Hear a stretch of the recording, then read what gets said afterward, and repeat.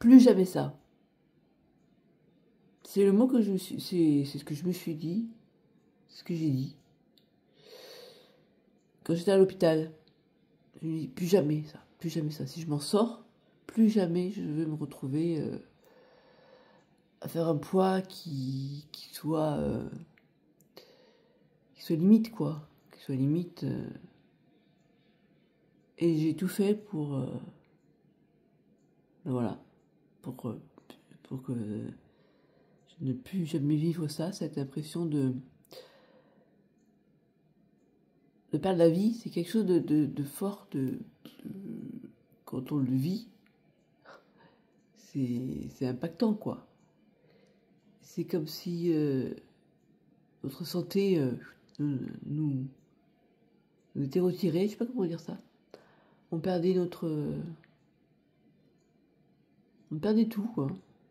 Et en même temps, on a toujours cette force vitale en nous qui est là et qui va nous faire remonter. Mais c'est un peu comme s'il fallait descendre très bas pour arriver à rebondir. Et je partage cette expérience parce que c'est important, je trouve. Dans la vie, des fois, on vit des choses dures.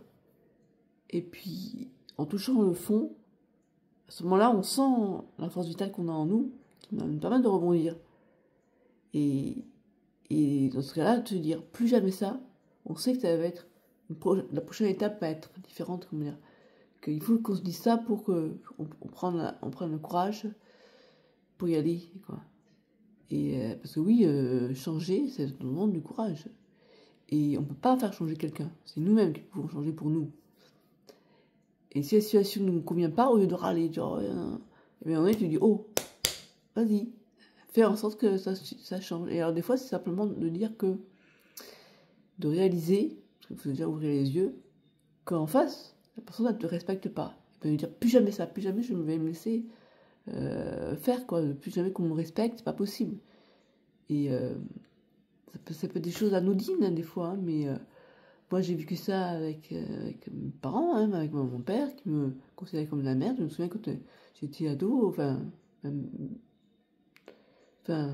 bref, je sais plus. Enfin, il me faisait comme ça pour me dire dégage, laisse-moi la place pour que je m'assoie sur le canapé. Alors, avec le recul, j'ai compris, parce qu'il n'arrivait pas à parler, machin. Mais mon nez où tu dis non. Et une fois, il me l'a fait quand j'avais. C'était quand là 46 ans, quand ma mère était plus là et qu'il était avec le kiné. Il me fait ça pour me dire qu'il voulait s'asseoir. Il était avec le kiné. Alors du coup, j'ai dit non, papa. Déjà, le kiné qui est avec toi, il va pas, il est là pour te faire travailler, donc tu vas pas t'asseoir.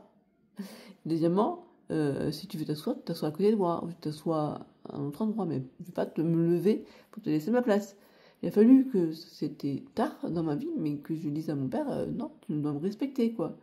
Et ben c'est ça, en fait. Plus jamais ça, se dire, oh, stop, là. C'est vital pour moi, parce que oui, c'est vital.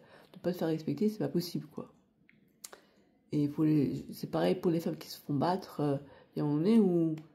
Alors, bien sûr, faut pas se confronter. Faut pas attendre d'être au point où ça peut plus, tu vas tuer ton conjoint parce que il t'a... Alors, tu auras la légitime défense, peut-être, voilà. Encore faut-il pouvoir le démontrer. Mais il faut pas en arriver à ce point-là, quoi. Et dans ce cas-là, on ne peut pas le faire tout seul. Il faut se faire aider, je pense. Voilà, donc je ne pensais pas en arriver là à voir cette vidéo, mais tout est parti du fait que quand on ressort dans sa vie qu'on a un point où il faut que ça change, eh bien, plutôt que de se ruminer les choses qui ne vont pas, se dire, bon voilà, qu'est-ce que je peux faire maintenant pour changer dans ma vie, il y a des choses qui ne vont pas. Déjà, identifier ce qui ne va pas, il faut ne pas hésiter à le noter d'ailleurs, ouvrir les yeux sur ce qui ne va pas, et puis trouver des solutions. Il y a forcément des solutions, quoi. Bon voilà, ce sera tout pour ce matin.